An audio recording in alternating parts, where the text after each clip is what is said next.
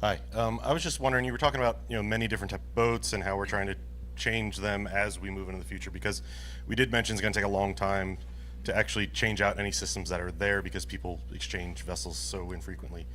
Could there also be like a trend that can be kind of pushed more towards changing customer expectations? So a lot of things like we actually live on a boat and we have all solar and everything, and we have plenty of power to do what we need to do, but we do have to pay attention to how much electricity we have and things like that in our day to day.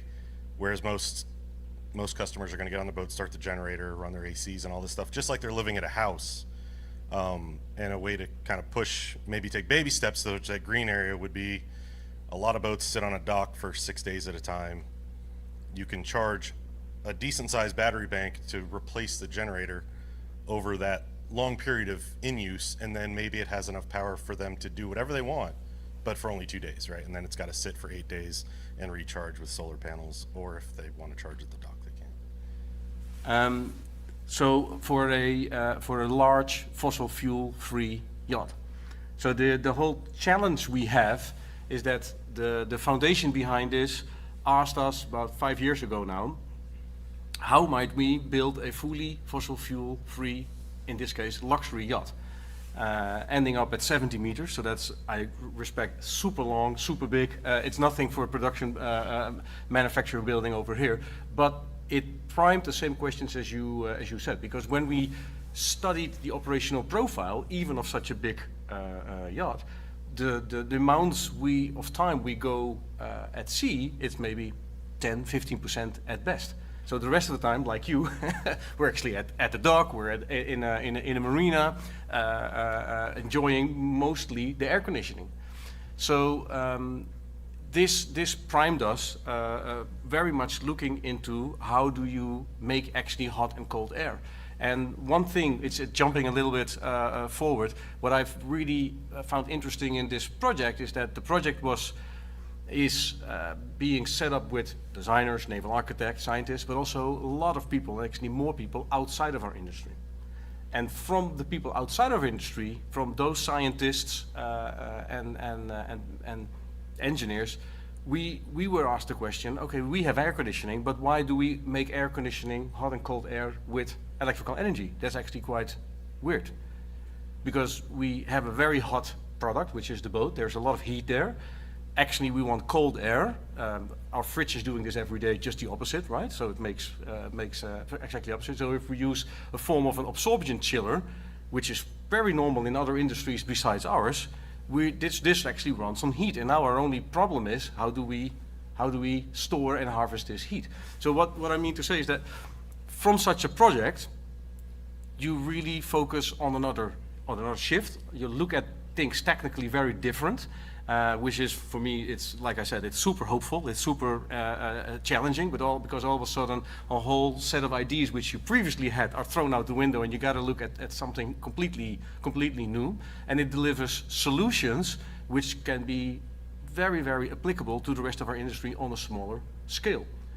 And last but not least, that helps because of the perception, coming back to your original question, what this foundation decided to do is that they say all these inventions, also failures, will be openly reported and made public on our website. So we're not going to patent them ourselves, we're going to make them open source, specifically so nobody can patent them and the whole industry can benefit from all the solutions we made. And I think that's a big step forward into the perception. Because you talk about indeed the perception and we're not moving, but to me, if you show the image of all the boats and all the cars, perception is reality. Everybody around will say, well, you look, the boats are just as polluting as the cars. We know it's not true, but if you see the image, perception is reality. So to change that, we must change just how our products are. Do we have any, Martin, I guess I think to go back to the question from the floor, we were speaking earlier, and the reality is that sort of Yamaha, Honda, these companies that brought us four-stroke outboards to a large degree were leading the industry. And your question is one of how do we lead as builders and manufacturers of components and technology, or are we really just slave to what we perceive as market demand? It is sort of the chicken and the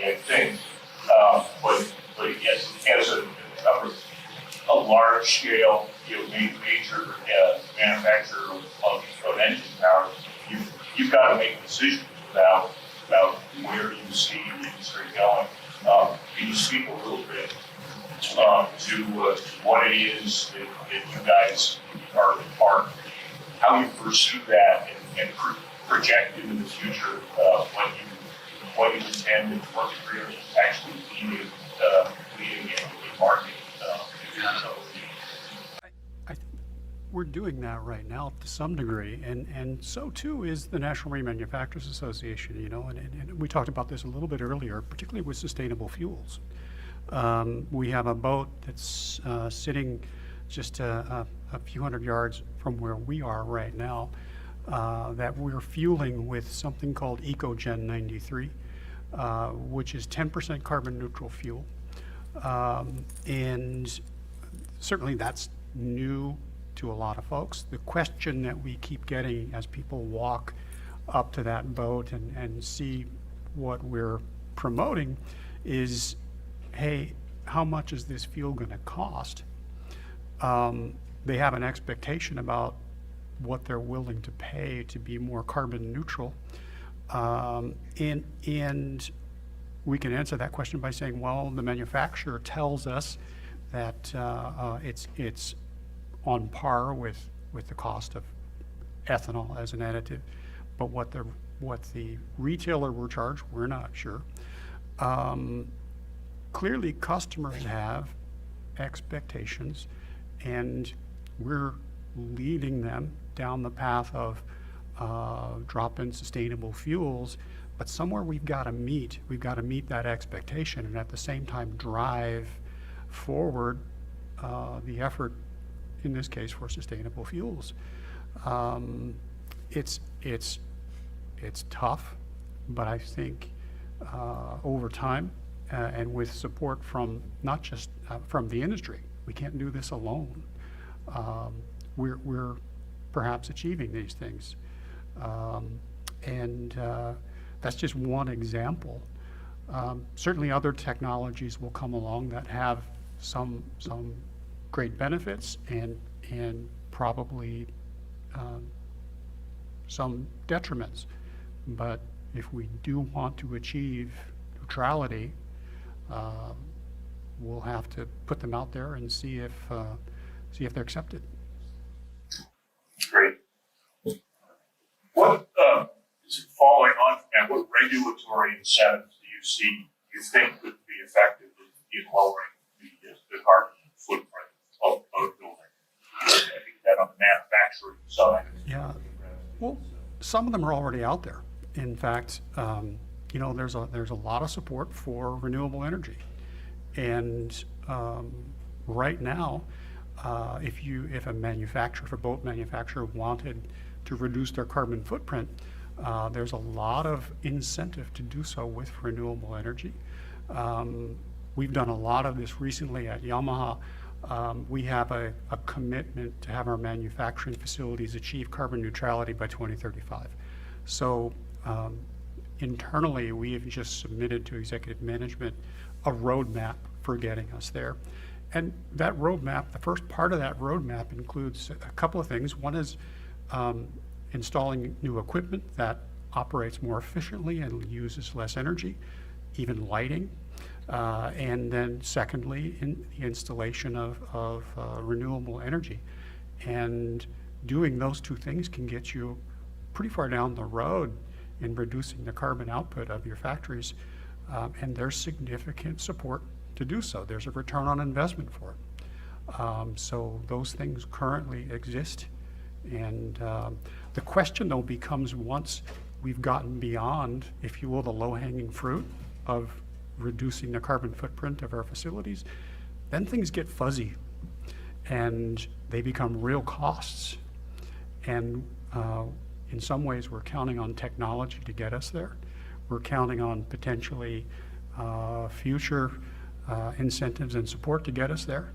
But it's fuzzy once we get beyond what's currently supported with incentives.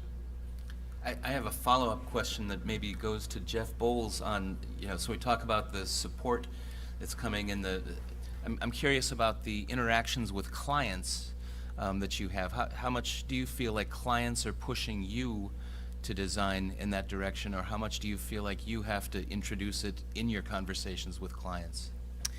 So we actually see the most interest in the commercial boat world, right? As I mentioned earlier, we do recreational boats, commercial boats, and government applications as well. And the commercial guys always want to know, what are we going to do to reduce fuel costs? How do we get there? And then as soon as you tell them what their endurance will be and how much it's going to cost, they say, well, that's going to be great in 10 years, but I'm not doing that today. So that's where we get the questions, and the response is very often similar. You know, they commercial operators that use their boats 2,000 hours a year compared to the 35 to 40, right? They're more than the 0.7% of the contributions of the CO2 emissions, but it's still money-based, right? That is their livelihood, and so their cognitive function works different than a recreational boater's. On the recreational side, we've got a few people that have interest and raise questions, and then those are the ones typically that will carry through because they've brought the interest to us, and so they are willing to pay the premium for the electric batteries or for the special recycled foam cores that would go in the boat, or the special resins. The government, on the other hand, the state and local governments, they're interested. There's tons of stuff with ferries in the U.S. to try to reduce emissions, just like there is in Europe, especially with California and Washington State. So they're interested, and they're paying for some of those and putting in the pilot programs. There's huge studies in California. I think it's called CARB is the program that they're doing, and it's all about how to get the hydrogen to the distribution centers so that the ferries can and other recreational boaters can take advantages of the hydrogen as well. And then the federal government's kind of different as well for us. They're not interested as much at all. Everything for them is lowest price technically acceptable, which is, in my opinion, it's killing them. Different organizations around the world have studied through contracting about, the cheapest bidder. And in order to get an acceptable product, it typically costs you 5% more than the next lowest bidder when you start with the lowest and bring it up to acceptable quality. It's just the way the metric is. So unfortunately, our government isn't learning that. I hope European governments are taking a little note there and doing things differently. But same question to you, Marnix, though, about clients. Are you seeing a different sort of picture among your clients in sort of pushing you in these directions? Well, I can second definitely that from the commercial market, it's relatively easier because there are a lot of fuel cost driven incentives, so to say. So to reduce fuel cost in any way increases their profit, which is exactly why they're in business. But from, let's say, from a private clientele, I think it's very interesting. What I always realize is that, particularly to put it in context, if you look at our larger projects we do them for unfortunately, but fortunately for the 1%. But the cool thing about it is I get the chance to speak to the people who actually can make a difference. So that's the way I view it. So to speak with them about how could we make your product more sustainable, or to answer their questions about, okay, how could I be seen leading a company doing data mining, whatever, which costs tons of energy, and then having this recreational product, which I first have to justify I actually have it, but then how do I justify it's not a sustainable product? So I think the social pressure is helping in starting that conversation and making that more on the forefront of their design brief, and that's happening a lot, particularly with younger new clients entering our studio. It's very high on top of the design brief, like this has to be a sustainable product, and then they are actually quite knowledgeable that goes beyond propulsion. They already know. You don't have to do a lot of research online to find out this is way beyond propulsion.